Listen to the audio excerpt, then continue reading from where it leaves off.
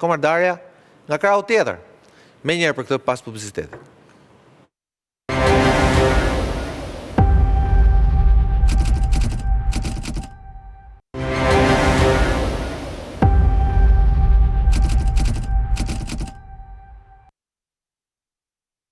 Sali Berisha mbetet I vetmi lider I politikës ballkanike me një njollë të zezë nga Shtetet e Bashkuara të Amerikës. Binjaku Siamezi I serb, ish presidenti I Republikës Srpska në Bosnjë dhe Hercegovinë, Milorad Dodik, u pastrua nga të gjitha sanksionet amerikane. Hallin e kishin përbashkët edhe strategjinë, por në fund u var nga vendimet politike. Një ditë para heqjes nga lista e zezë, Politico me autor Kenneth Vogel publikoi një shkrim për Berishën dhe Dodik me një emërues të përbashkët, Paul Manafort, ish fushatuesi I Trump dhe lobisti amerikan me karrierë të gjatë dhe hije të dyshimta, I ka këshilluar të dy, Dodiku në Bosnjë dhe këtë vit Berishën në Tiranë. Fillimisht u shfaq si shoqërues I Kris Lachivita, por qëllimi ishte I njëjtë, heqja e non gratës.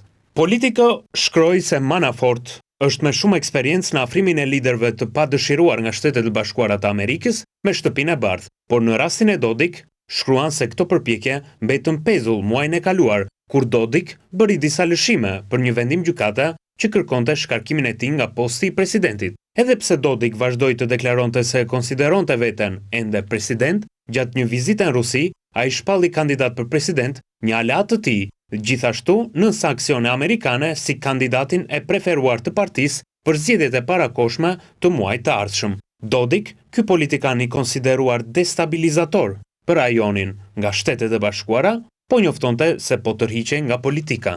Mes Dodik dhe Berishës, dallimi I vogël është se nuk janë shpallur non grata nga I njëjti institucion. Milorad Dodik ishte në listën e zezë të departamentit thesarit, kurse Sali Berisha është nga departamenti amerikan I shtetit. Por Politico nxjerr një tjetër dallim të madh mes Dodik dhe Berishës. Afrimi I Paul Manafort tek Berisha erdhi në një moment elektoral, kur kryetari I Partisë Demokratike, mes non gratës nga Shtetet e Bashkuara të Amerikës dhe problemeve me drejtësi në Shqipëri, kishte shpallur kandidaturën për kryeministër, duke shfrytzuar kështu dy ish fushatues të presidentit Donald Trump për të fituar zgjedhjet e 11 majit në Shqipëri. Por një muaj më pas, nisi edhe lobimin për heqjen e non gratës. Të njëjtën gjë bëri edhe Dodik një vit më parë, me film lobimi në Shtetet e Bashkuara të Amerikës, por ndryshe nga Dodik, të dyja këto tentativat Sali Berishës nuk kanë dalë të suksesshme. Zgjedhjet I humbi, non gratën nuk e hoqi, dhe në fund shkrimi mbyllet me një fjali.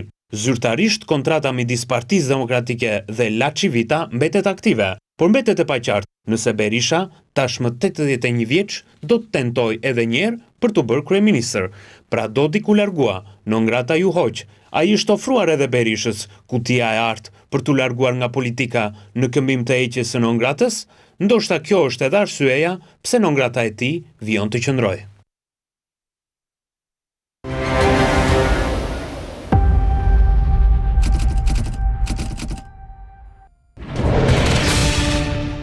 Ishte materiali Politico I cili e paralajmëroi një farë mënyrë këtë që do ndodhte me shkrimin që botoi një ditë më parë, shkrim ku më shumë fakt flitej për Sali Berishën se sa për Milorad Dodik. Folëm këtu në pjesën e parë për mënyrën se si Dodik dhe arsyet pse ai lëvizi, megjithëse vazhdon mbetet themi një influencer jashtëzakonshëm tek serbët, sidomos te serbët e Bosnjës, por le të themi që lëvizjet edhe këtu kanë filluar. Një ditë më parë Sali Berisha jep sinjale se po, për gjërat madhore, si thot ai, mund t'ulet edhe me oponentin e tij. Jo më larg se sot, personi I cilit ai e kërcënoi se do ta bënte fytyrën si kpuca, Taulan Balla e ftoi Berishën që t'ulet dhe diskutojë duke e pranuar në parim propozimin e tij për krijimin e kësaj dhome imune ndaj çfarë do lloj gjëje që lidhet me ligjin apo ekstra ligjin, siç është Senati, ngjashme me Senatin italian. Por Berisha sot u përgjigj duke dhënë mesazhin e qartë. Pra, problemi I tij është drejtësia. Kush e kontrollon SPAK-un, tha ai Brisida, SPAK-u duhet kontrolluar. Pra themi, duket që themi gjërat po hidhen mbi tavolinë. Sigurisht debatin fillon pse hidhen Berishës gjërat tani në tavolinë. Po, hidhen nga pala që presupozohet përfiton nga non grata e tij. Po nuk e ka pasur thjesht për konsum mediatik dhe populist, por me sa po shikojmë 93 votat e famshme që duhen për ndryshimet kushtetuese e kanë bërë Partinë Socialiste që të lëpi atë që ka bështyr. Dhe unë nuk pres fare nga kjo klasë politike, unë kam thënë gjithmonë të ketë moral dhe të ketë vizion. Dhe dim shumë që dhe kjo e Komisionit të Reformës Zgjedhore, Reformës Territoriale, janë thjesht show, sepse kam përshtypjen që gjërat janë shumë më të thella dhe komisionet dhe planet që kanë ata, patjetër që janë parashkruar dhe tani po jepen thjesht këto për të na ambientuar gradualisht me çka do bëjnë më mbrapa.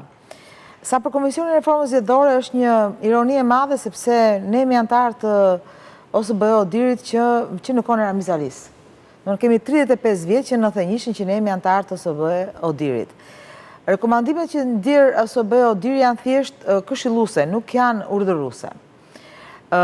Gjithmonë rekomandimet e tyre asnjëherë nuk janë zbatuar nga klasa politike dhe nga ky komision i famshëm, i cili për arsye që unë e kam ndekur në fakt si ka funksionuar, ka filluar të funksionojë që prej 2005-s. Domethënë është viti hera e 6 sepse për zgjedhjet e 2005-s.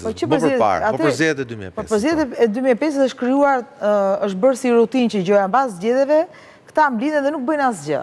Nuk bëjnë asgjë, përkundrazi, edhe ky show i këtyre partive tjera që marrin pjesë është shumë i shëmtuar sepse nuk kanë të drejtë votet. Të drejtën e vetos e kanë vetëm 2 kryetarët që janë të përhershmit, që unë shikoj si figura më shumë manipuluese për të hedhur hysyve shqiptarëve, sepse faktikisht nuk preket thelbi i kodit zgjedhor, nuk preket mënyra si funksionojnë listat, nuk preket referendumet, që është një akt. Nuk preket financimi i partive. Financimi Kjo është shumë e rëndësishme. Dhe jam e bindur që nuk është kjo e rrithem. Ky komision se është nga komisionet hera e parë që në 2005 deri më tash, në 20 vjet, që këta mbiten ka iniciativë, nuk e kanë bërë kurrë kaq shpejt direkt mbas zgjedhjeve. Dhe kam përshtypjen se kjo është thjesht për nxemje, për nxemjen tonë psikologjike, për çfarë do fusin duart më mbrapa, që mund të bëjnë ndryshime kushtetuese, mund të fusin spakut këpucët, atë këmbët në një këpucë, mund të bëjnë këtë të senatit, do kam përshtypjen që ata kanë vetëm hallin e interesave të tyre. Dhe e rrithem, për mua është një klasë politike imorale që ka futur shqiptarët në një krizë të madhe psikologjike, se gjithë thonë varfëria, pensionet, unë vetë personalisht ndjej që shqiptarët janë një krizë të thellë psikologjike, janë të papërfaqësuar edhe në shpirtërisht dhe psikologjikisht nga kjo klasë politike. Atyre su bëhet vënë fare, do bëjnë gjëja dhe komisionin për ndarjen territoriale, jo po do prekin kodin zgjedhor, sepse nga 12 qarë që duan ta paksojnë, po duhet prekin edhe kushtetutën, sepse kushtetuta thotë që Shqipëria ndahet në qarqe, bashki dhe komuna, ndërkohë komuna s'kemi më fare, kushtetuta si përgjigje atas realitetit, se ka ndryshuar me ligj, po s'ka ndryshuar kushtetutën. Ligji i rrëshket kushtetutës, kushtetuta nuk mund ndryshojë çdo 4 vjet. Ne kemi skandal, sepse ne kemi, që në 98 deri tani, ne kemi ndryshuar kushtetutën gati 15 herë. Që nuk bën vakina asnjë vend botës që kushtetuta të futet duart kaq herë.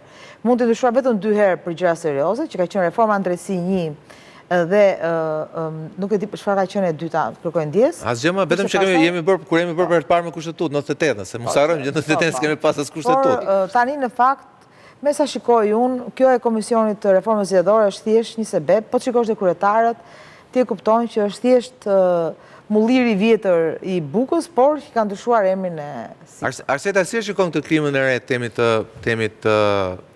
është gjithmonë se duket që ka një zbutje teatrale të situatës, po të shikoj edhe rastin e Dumanit në kuvend, dhe temi Berisha ulte kokën, dilte kur Dumani fliste, pastaj Dumani ulte kokën dhe dilte kur Berisha fliste, pra socialistët heshtin, nesërmen fillojnë ofertat, kundër ofertat, pa le temi, ka një klim të çuditshme dhe vjen sigurisht kur socialistët kanë situatat e tyre që nuk i kanë më të mirat, patjetër, po nuk mund të thotë që Berisha është në kulmin e suksesit dhe shkëlqimit të tij. Pra, çfarë ky lloj komunikimi i ri, pa ta dekodojmë pak. Po, ideja është që është raporti OSBE-Odirit që vën lëvizje dhe është justifikime në një farë mënyrë për ta ndryshuar edhe kodin zgjedhor edhe ligjin zgjedhor çdo zgjedhje. Dhe kjo është tregon në një farë mënyrë një destabilitet dhe nuk i shërben as demokracisë, as vetë zgjedhjeve.